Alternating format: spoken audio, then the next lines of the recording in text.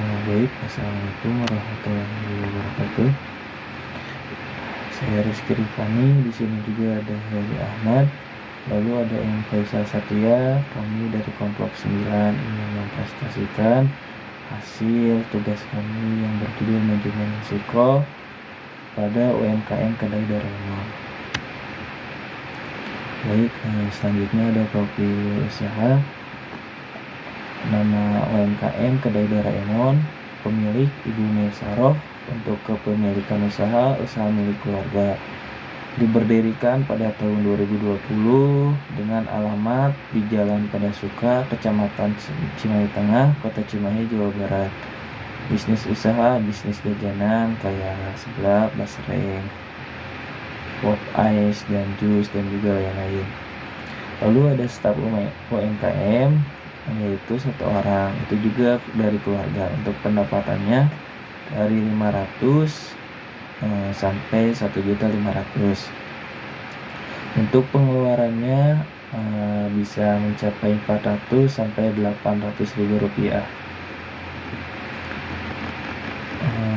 Lalu di sini ada identifikasi risiko. Di bidang pemasaran, yang pertama ada banyaknya kedai lain yang menawarkan produk serupa. Lalu yang kedua ada konsumen beralih ke pemakanan lain yang lebih populer.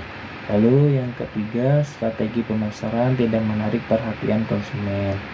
Yang kelima, lokasi tidak strategis, warung sulit dijangkau atau tidak terlihat. Lalu selanjutnya ada bidang keuangan. Yang pertama ada modal tidak cukup, kekurangan dana untuk operasional. Yang kedua, penjualan tidak stabil, pendapatan harian yang fluktuatif. Lalu yang ketiga ada harga bahan baku naik yang meningkat biaya operasional. Yang keempat ada keuntungan tipis, margin laba terlalu kecil. Lalu yang kelima ada kesalahan perhitungan harga jual penyebabkan kerugian. Lalu ada di bidang selanjutnya ada di bidang operasional. Yang pertama ada keterlambatan bahan baku mengganggu proses produksi makanan. Yang kedua ada kualitas bahan baku buruk mempengaruhi rasa dan kepuasan pelanggan. Yang ketiga ada peralatan rusak menghambat operasional harian.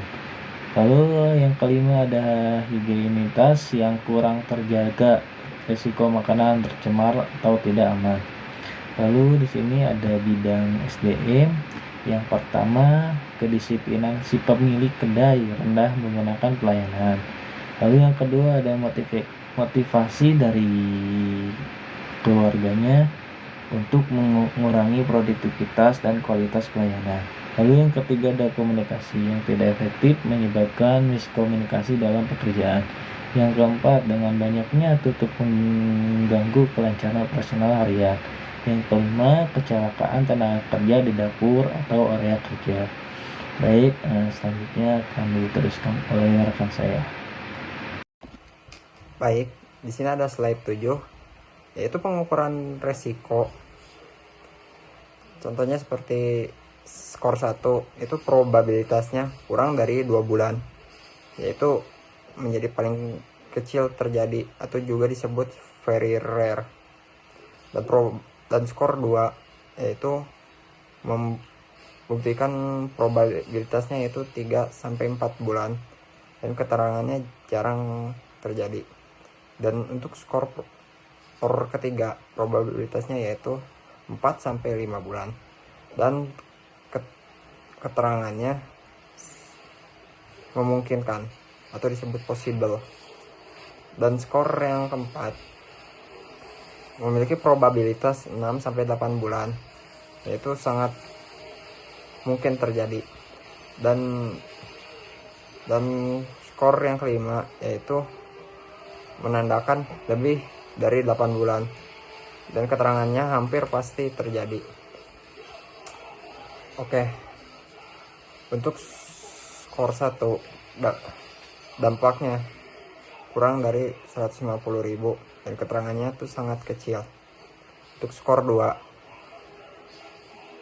dampak 150.000 sampai 250.000, maka identifikasinya kecil. Dan untuk skor ketiga dampaknya adalah 251.000 sampai 400.000 di Kapangga untuk kelas menengah. Dan skor keempat yaitu menandakan dampaknya dari 401.000 sampai 800.000, bisa dikatakan sangat besar. Dan untuk skor yang kelima, dampaknya itu adalah lebih dari 801.000 dan keterangannya itu sangat besar. Baik, untuk pengukuran resiko yaitu skor 1 sampai 4 bisa dikategorikan sangat rendah. Kalau untuk skor 5 sampai 8 dikategorikan rendah.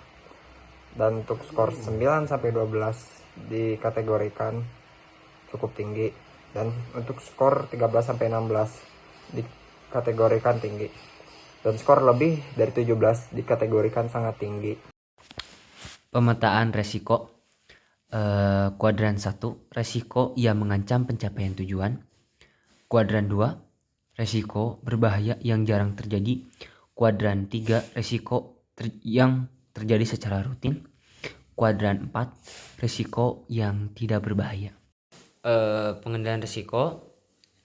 Resiko pemasaran. P1, banyaknya kedai yang menawarkan produk serupa. Lalu keterangannya, upaya difokuskan meningkatkan kualitas produk dan pelayanan untuk tetap bersaing. P2, konsumsi beralih ke makanan yang lebih populer. Keterangannya, risiko ini diterima mengendalikan pelanggan setia dan menjaga kualitas menu yang ada.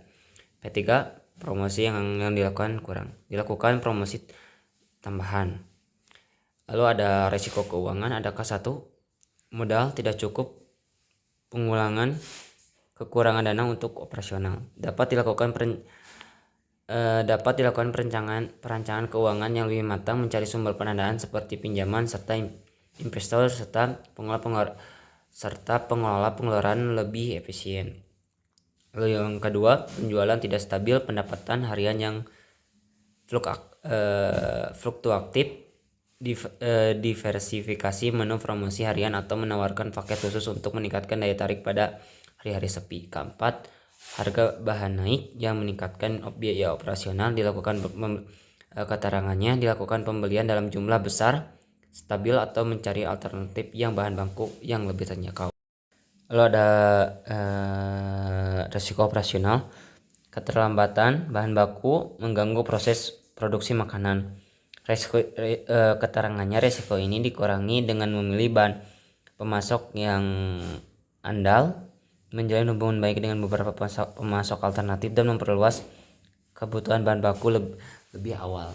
Yang kedua, kualitas bahan baku. Kualitas bahan baku buruk pengaruh citra rasa dan kepuasan pelanggan. Keterangannya, mengurangi risiko dengan menerapkan kontrol kualitas saat menerima bahan baku dan bekerja dengan pemasok terpercaya. Yang ketiga, peralatan rusak menghambat operasional harian. Keterangannya, untuk risiko ini dilakukan pemeliharaan rutin, menyediakan peralatan cadangan. Lalu ada bahan risiko SDM, memotivasi pemilik kedai untuk mengurangi produk dan kualitas pelayanan. Keterangannya, untuk mengurangi risiko ini diberikan penghargaan atau intensif. Lalu yang kedua, ada komunikasi yang tidak baik. Keterangannya, mengurangi risiko dengan menyelenggarakan rapat rutin, komunikasi yang jelas, memastikan semua instruksi disampaikan secara langsung dan terperinci. Lalu yang ketiganya, banyaknya tutup kedai mengganggu kelancaran operasional harian. Risiko ini dengan dikurangi menerapkan sistem absensi yang ketat, memberikan intensif kehadiran, dan menyusun jadwal yang lebih fleksibel. Di sini kesimpulannya yaitu YOR berdasarkan hasil wawancara dan analisis kelompok kami tentang usaha kecil dan menengah atau juga disebut UMKM. Pada kedai Doraemon, setiap resiko memiliki frekuensi dan tingkat kegawatan yang berbeda. Dan resiko kelima diidentifikasi sebagai ancaman utama yang berpotensi menghambat pencapaian tujuan perusahaan. Oleh karena itu, pemilik perlu memberikan prioritas utama pada pengendalian resiko ini. Sementara itu, resiko lainnya dianggap tidak terlalu berbahaya, namun tetap memerlukan perhatian agar tidak diabaikan oleh pemilik demi menjaga kelangsungan operasional perusahaan. Mungkin cukup sekian dari presentasi hasil kelompok kami. Mohon maaf bila ada kesalahan kata. Wassalamualaikum warahmatullahi wabarakatuh.